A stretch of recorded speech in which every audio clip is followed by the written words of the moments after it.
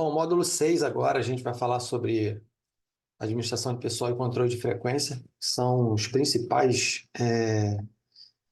processos aí, né, na área de gestão de pessoas, envolvem aí muitas atividades, o coração aí do operacional do RH, e então a gente vai falar sobre aí alguns pontos que são fundamentais para que a gente consiga aí de alguma forma apresentar os itens que vocês não podem deixar de validar durante um processo de implantação de um DP, de um RH. Bom, então vamos trazer aqui as principais ações que vocês não podem deixar de fazer. Vamos lá, deixa eu passar aqui para a próxima tela, para a gente poder abordar aí aqui alguns itens. Bom, vamos lá. Em relação a processamento de folha, geração de encargos e emissão de holerite, contra-cheque, cada região do país fala uma terminologia, mas é o recibo de pagamento, né, do empregado. Então, o primeiro ponto aí é que deve ter orientações detalhadas sobre as rotinas de processamento da folha, desde a coleta dos dados até a emissão de holerite. Então, o processo de folha de pagamento ele tem que ter, ok?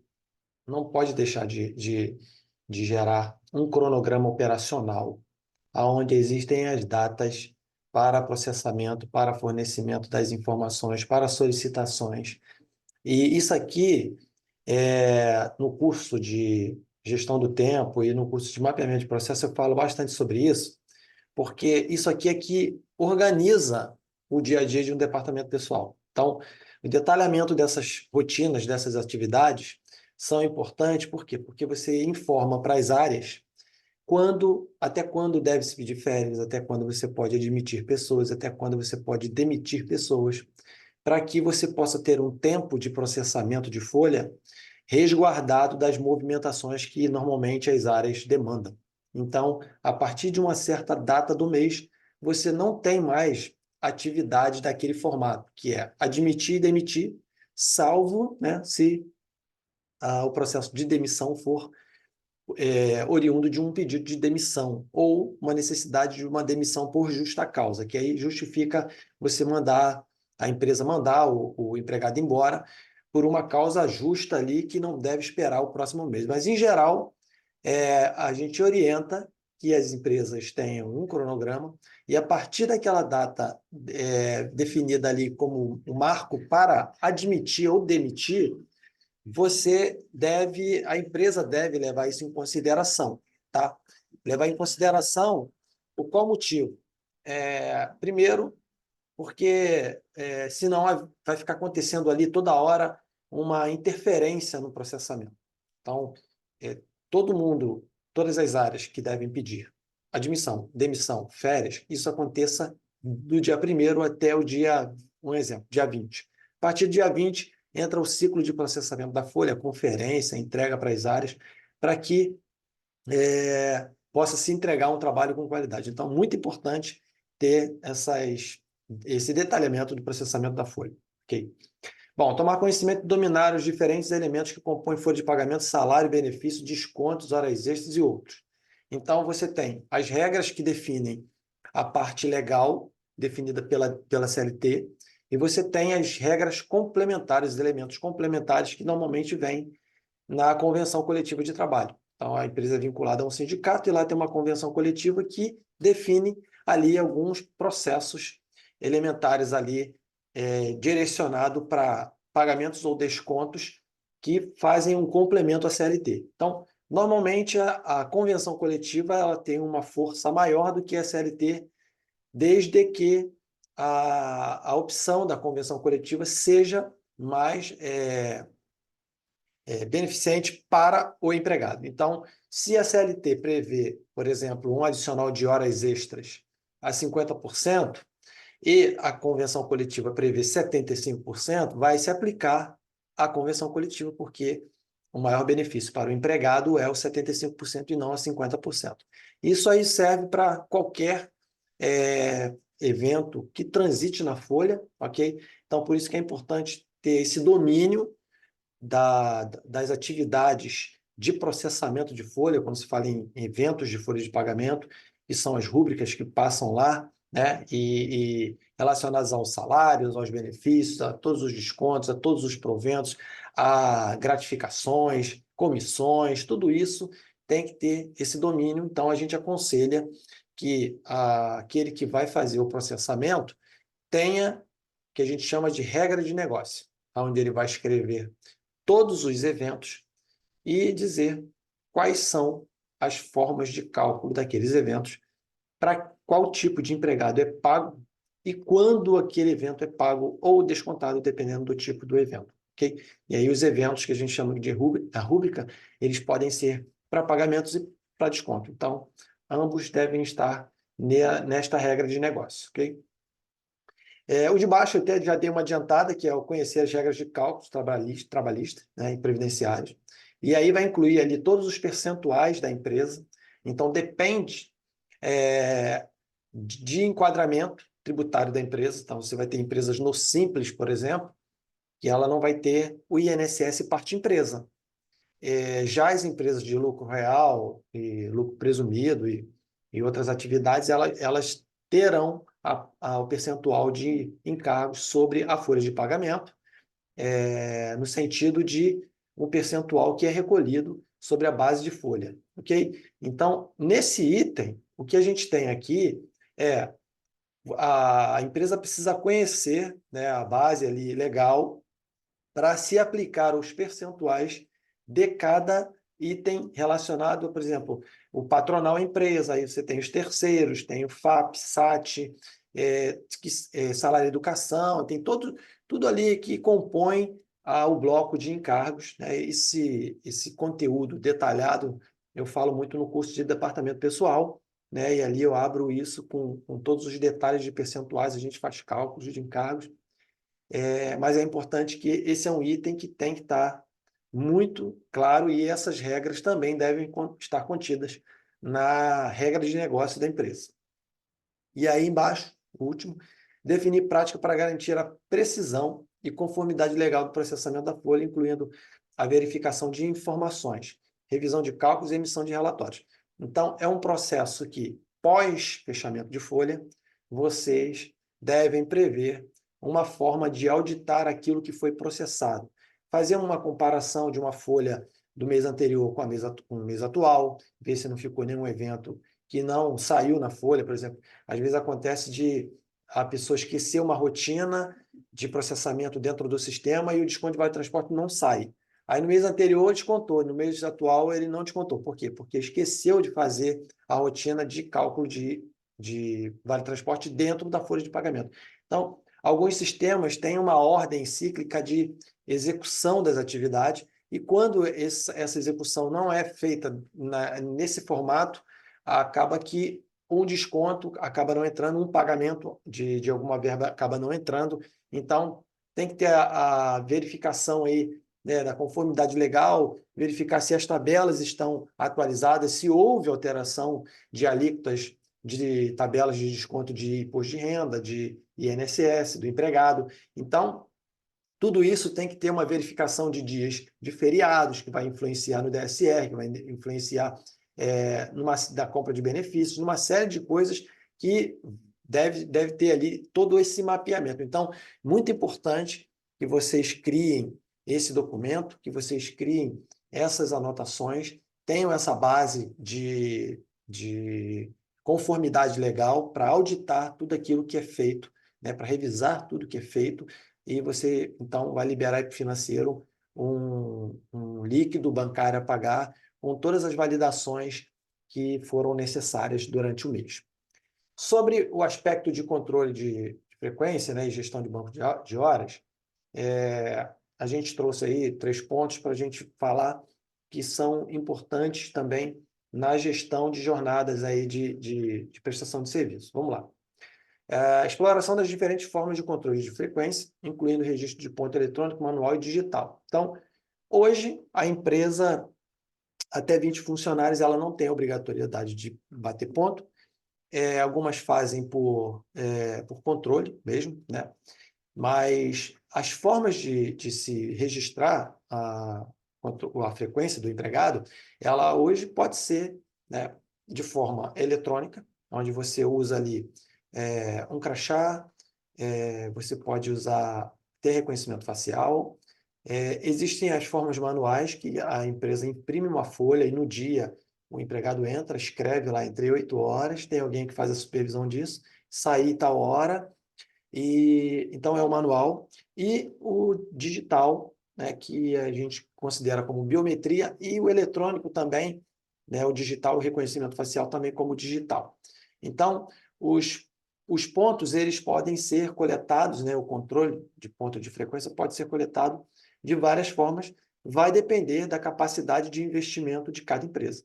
Então, hoje, existem assim, uma série de opções no mercado, com uma variação lógica de valores e com uma variação de recursos que vai ser entregue para o departamento pessoal. Então, nesse sentido, a empresa deve avaliar a condição dela de investimento e optar pelo que é mais completo dentro das possibilidades dela, né? Onde o colaborador possa fazer um registro de uma ocorrência que aconteceu através de um aplicativo, ele pode fazer o anexo de atestado médico, de algum documento que comprove que ele se ausentou da empresa, ele possa justificar um atraso que ele teve. E esse processo, à medida que ele faz isso através do app, o processo segue lá para o gestor dele, que vai fazer o quê? A verificação do fato que ele colocou lá e vai aprovar. Ele aprovando, o DP já recebe o resultado final, né, ou o RH recebe o resultado final, não tendo que fazer nenhuma interferência no ponto, porque o colaborador já fez a contribuição dele, o gestor dele validou o que ele fez, então o DP não precisa ficar tomando conta de uma inconsistência no ponto, nem ficar indo atrás do empregado, porque o empregado não bateu, tem um espaço lá vazio, ou ele esqueceu de bater, ou ele se ausentou. Então, ele precisa fazer a justificativa. Isso é um processo cultural, lógico, que vai se construir para que aconteça nesse formato que é o melhor para o DP.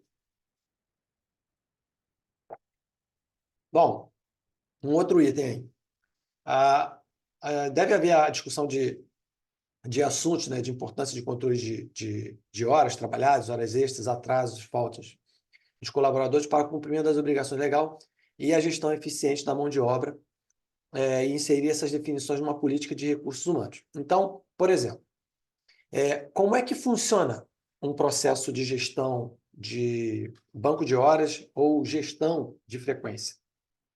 A empresa precisa definir uma política onde ela vai considerar, por exemplo, até os 15 primeiros minutos após o horário de entrada é considerado como um horário de tolerância. Então, todos os empregados podem chegar, por exemplo, aqueles que entram às 8 horas da manhã, eles podem chegar até às 8h15, que esses 15 minutos não serão considerados como atraso, ok? Isso é um exemplo.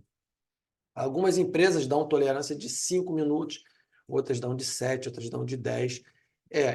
Isso deve estar contido na política para que você possa colocar isso na documentação de admissão do colaborador, que ele vai tomar conhecimento da política de atraso. A mesma coisa, a saída, ou seja, se ele sair até 15 minutos depois do horário, se ele sai às 18 horas e ele sair 18h15, até às 18h15 não é considerado como uma hora extra, ok? É considerado tempo de saída normal. Então, essas políticas devem existir para que a regra esteja clara e ninguém bata lá no departamento pessoal pedindo 10 minutos de um dia, 5 minutos do outro, que ele saiu depois do horário e que ele quer isso como uma hora extra. A mesma coisa, a empresa não vai fazer ali o desconto dos atrasos que porventura aconteça dentro dos 15 minutos de tolerância. Isso é um exemplo. Algumas empresas não colocam também a entrada e saída de almoço, elas deixam isso fixado, porque dá trabalho. Às vezes o usuário esquece, está lá, esquece, bate a saída, não bate a volta. E então algumas empresas fixam o horário de meio-dia a 1 ou de 1 às 2, ou dentro desse período é o período que a pessoa deve sair para poder cumprir seu horário de repouso, né, de almoço. Então, isso também deve estar contido na política, né, de recursos humanos ali, que vai definir as ações para controle de frequência e banco de horas. A questão do banco de horas, ele tem uma importância, que é a homologação dele, né, junto ao órgão competente. A homologação dele ou a formalização dele com o empregado que está entrando, então, à medida que o empregado entra, ele já entra assinando um termo de compensação de banco de horas, onde todas as horas dele vai ser acumuladas durante 6 meses a 1 ano, que é o período normalmente acontece a gestão do banco de horas, e a partir desse momento, o que vai acontecer é que essa gestão ela vai fazer a computação de créditos e débitos dentro desse período. Ao término desse período, havendo do período definido como banco, né, os 6 meses ou 1 ano, ao término dele, as empresas vão realizar o pagamento ou o desconto, ok? Dependendo. Normalmente, o desconto, as empresas fazem compensações mais para frente e acabam descontando quando está um banco negativo, descontar na rescisão da pessoa, porque ele tem outros dias para trabalhar pela frente que ele pode pagar. Então, o desconto, normalmente, as empresas fazem isso. Mas, em geral, sobrou saldo, é positivo, as empresas pagam e zeram o banco de horas desse empregado. Então, não esqueçam de criar essa política de recursos humanos voltado para controle de frequência e gestão de banco de horas que é necessário para a sua empresa. Ok? Vamos lá.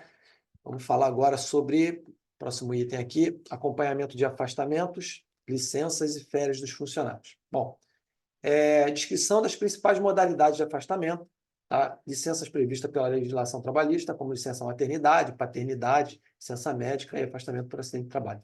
Isso tudo já está definido na lei, ok? A CLT já prevê como que isso se dá, mas a empresa precisa definir alguns pontos que ela pode criar como políticas complementares para a sustentabilidade dos afastamentos.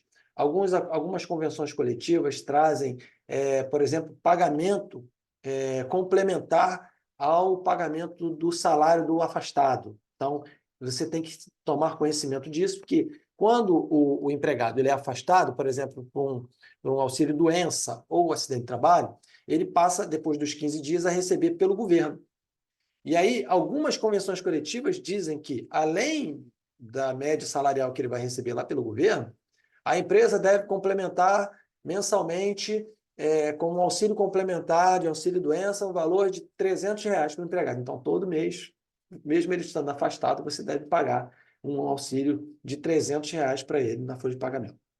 Isso são pontos complementares que você deve saber. Então, a licença maternidade já tem regra própria, né? Então, a empresa paga o salário da licença maternidade para o empregado e compensa o valor da guia que ele vai ter que pagar lá para o governo. O valor que ele pagou na licença, ele abate no valor da guia.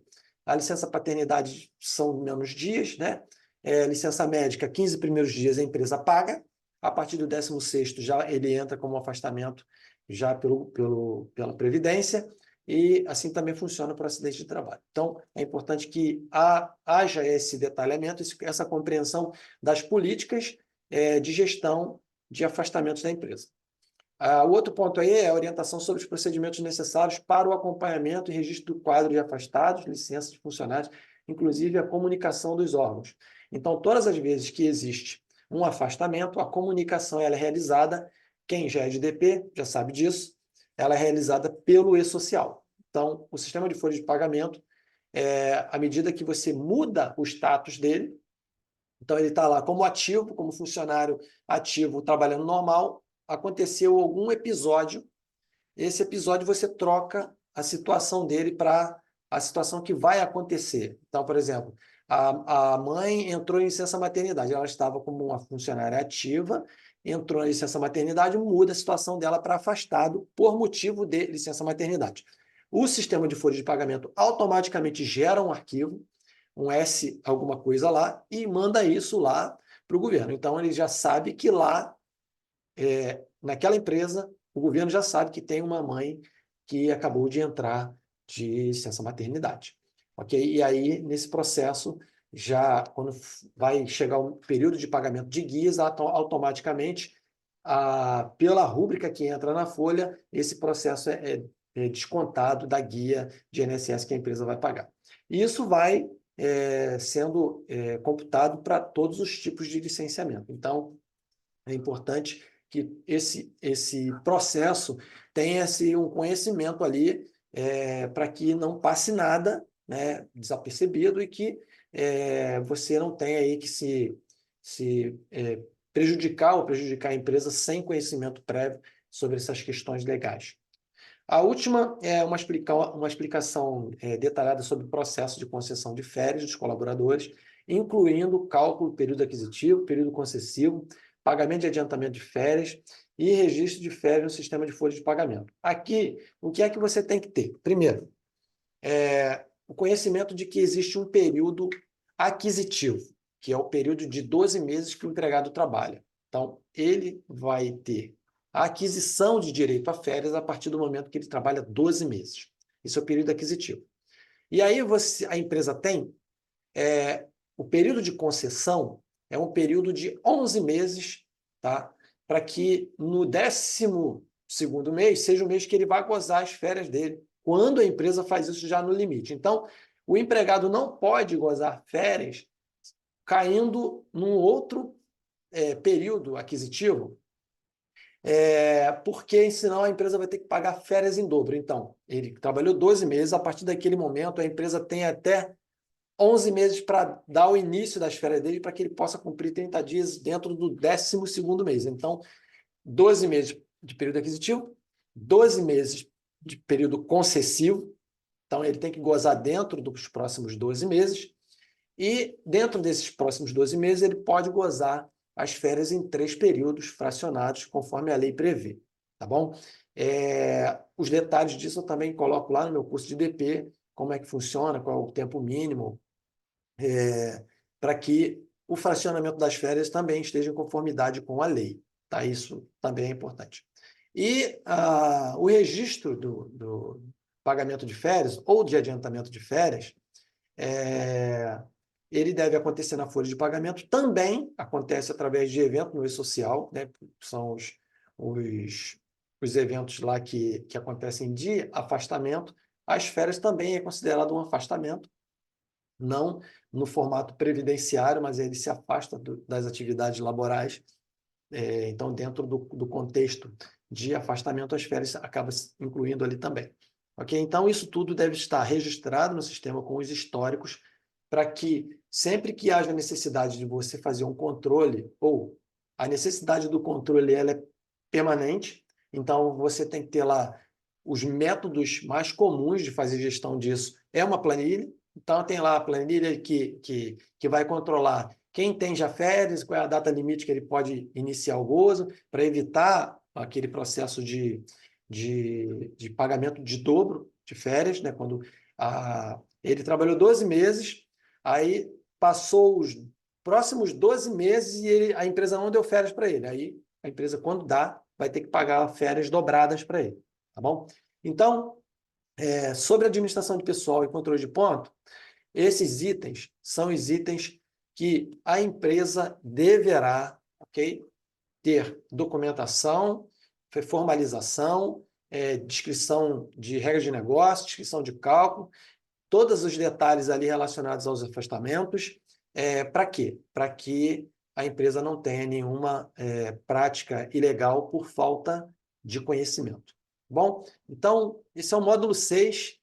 A gente vai, então, para o próximo módulo para falar de outros assuntos.